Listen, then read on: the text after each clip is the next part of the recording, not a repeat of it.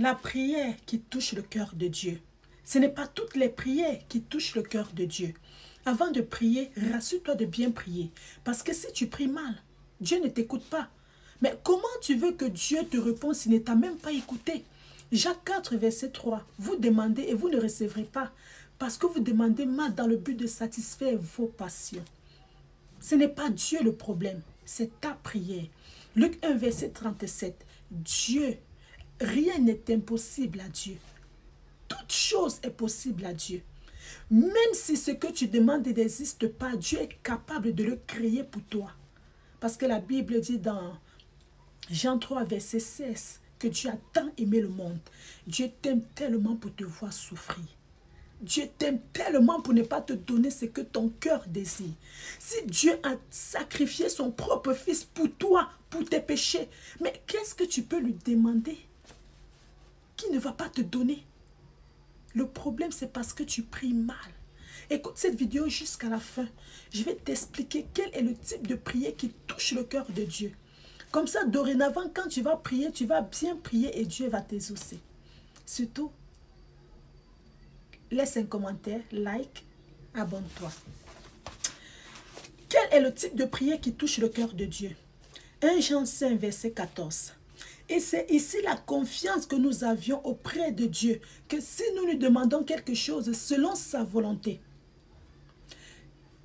il nous exauce. Le problème est que quand tu pries, tu demandes ta volonté. C'est pour ça que Dieu ne t'exauce pas.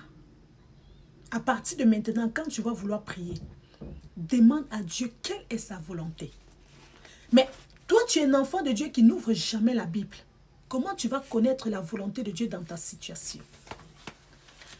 Dans 1 Samuel 1, la Bible nous parle de l'histoire de Anne, qui allait au temple chaque temps pour prier, pour implorer la grâce de Dieu, parce qu'elle était stérile et elle avait besoin d'un enfant.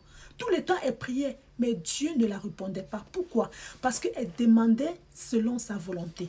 Mais quand elle a changé sa prière et qu'elle a commencé à demander la volonté de Dieu, Dieu l'a exaucée. La Bible dit dans 1 Samuel 1, verset 11. Elle fit le vœu suivant. Éternel maître de l'univers, si tu consens à regarder la détresse de ta servante, si tu te souviens de moi, si tu n'oublies pas ta servante et lui donnes un fils, je le consacrerai à l'Éternel pour toute la durée de sa vie et le rasoir ne passera pas sur sa tête.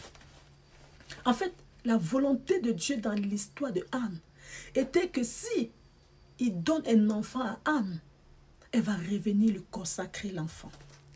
Maintenant, toi, tu veux te marier.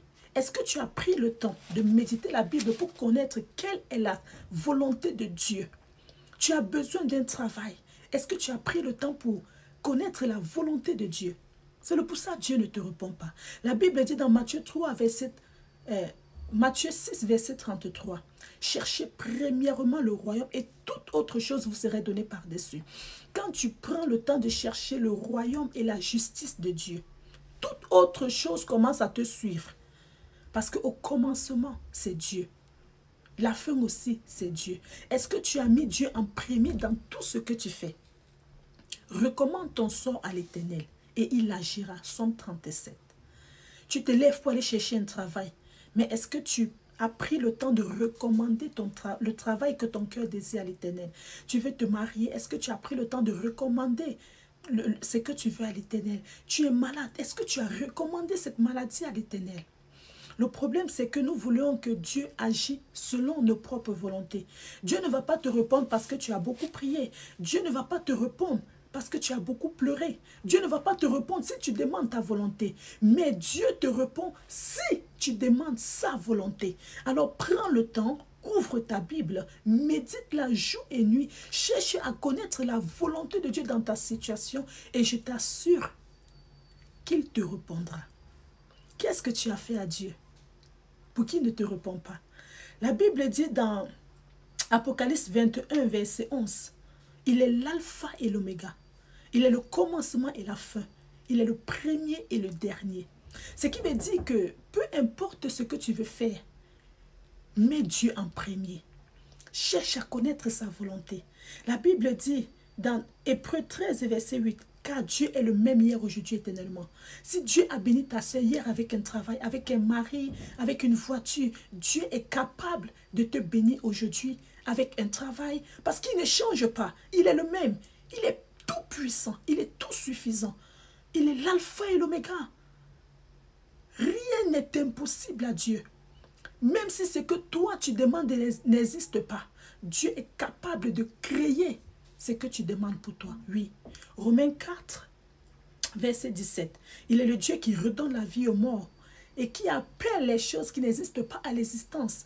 Si Dieu est capable de redonner la vie à Lazare, quelqu'un qui était déclaré mort, toi tu penses qu'il y a quoi que tu peux demander et Dieu ne te donne pas? Rien. Rien. Le problème, c'est ta prière. C'est parce que tu pries mal. Tu demandes mal. Commence à bien prier. Commence à demander la volonté de Dieu. Cherche premièrement ce que Dieu désire. Fais les choses que Dieu aime. Fais les choses que Dieu désire. Fais les choses qui réjouissent le cœur de Dieu. Arrête de mener une vie bizarre. La Bible dit dans Isaïe 59, verset 1 à 2. La main de l'Éternel n'est pas courte pour te bénir. Ses oreilles ne sont pas souples pour t'écouter. Mais ce sont tes propres péchés qui empêchent le Seigneur de te bénir. Tu ne peux pas vivre dans le péché et tu pries. Comment Dieu va écouter ta prière? Si tu mènes une vie bizarre, arrête d'abord le péché. Cherche à connaître la volonté de Dieu. Va prier et Dieu va te répondre. La Bible dit dans Romains 8, verset 28. Nous savions que toute chose concourt au bien de ceux qui aiment Dieu. Oh my God. Quand tu aimes Dieu, quand tu cherches Dieu, quand tu recommandes ton sort à l'Éternel, quand tu mets Dieu en premier dans tout ce que tu fais, toute autre chose commence à concourir à ton bien. Toute autre chose commence à te suivre. Pourquoi? Parce que tu fais les choses qui réjouissent le cœur de Dieu. Ma sœur, rien n'est impossible à Dieu. Rien. Je sais de quoi je parle. Dieu est tellement grand, capable et puissant de te donner en une seconde ce que tu cherches depuis 20 ans. Pourquoi Dieu ne va pas te bénir? Le problème n'est pas que Dieu ne veut pas te bénir. Le problème, c'est ta prière, c'est ton comportement. Est-ce que tu aimes Dieu pour ce qu'il te donne ou bien tu aimes Dieu pour ce qu'il est? La Bible dit que tu aimeras le Seigneur ton Dieu de tout ton cœur. Quand tu aimes quelqu'un de tout ton cœur, tu fais les choses qui lui plaisent. Et si tu commences à faire les choses qui réjouissent le cœur de Dieu, qui plaisent à Dieu, je t'assure que tu n'aurais même pas besoin de faire beaucoup d'efforts pour que Dieu te réponde. Non. Parce que la Bible dit dans le livre de Psaume 34, verset 18, qu'il est près de tous ceux qui ont le cœur brisé. Commence à faire les choses qui plaisent à l'Éternel. Cherche la volonté de Dieu. Mets Dieu en premier dans tout ce que tu fais. Tu as besoin de la guérison. Mais quelle est la volonté de Dieu? Sa volonté, c'est que tu vives longtemps. La volonté de Dieu, c'est que tu passes le temps dans sa présence. La volonté de Dieu, c'est que tu ouvres ta Bible nuit et jour et que tu médites. La volonté de Dieu, c'est de l'aimer pour ce qu'il est et non de l'aimer pour ce qu'il te donne. La volonté de Dieu, c'est de l'adorer, l'honorer, lui dire combien il est bon, combien il est merveilleux. Sa volonté, c'est que tu... En fait, quand tu aimes quelqu'un, tu passes du temps avec la personne. Est-ce que tu passes ton temps avec Dieu? Est-ce que tu donnes ton temps à Dieu? Est-ce que quand Dieu te regarde, il est content, il est fier? Cherche à connaître la volonté de Dieu. Et comme il a demandé à Sarah dans le livre de Genèse, qu'est-ce qui est tellement grand que moi je ne peux pas faire? Rien. S'il a donné un enfant à Sarah dans sa vieillesse, dans sa ménopause, my God. Anne, stérile, il s'est manifesté. Esther, une orpheline.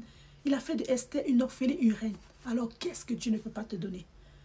Je prie que pendant que tu écoutes cette vidéo, que la grâce et la faveur de Dieu te localisent, te pénètrent, afin qu'à partir de maintenant, que tu commences à chercher la volonté de Dieu. Et pendant que tu cherches la volonté de Dieu, Dieu agira certainement dans ta vie. Parce que la Bible dit dans le livre, la Bible dit qu'il veille sur sa parole pour l'accomplir. Jérémie 1, verset 12. Dieu va te surprendre avec un grand témoignage qui va dépasser ton entendement.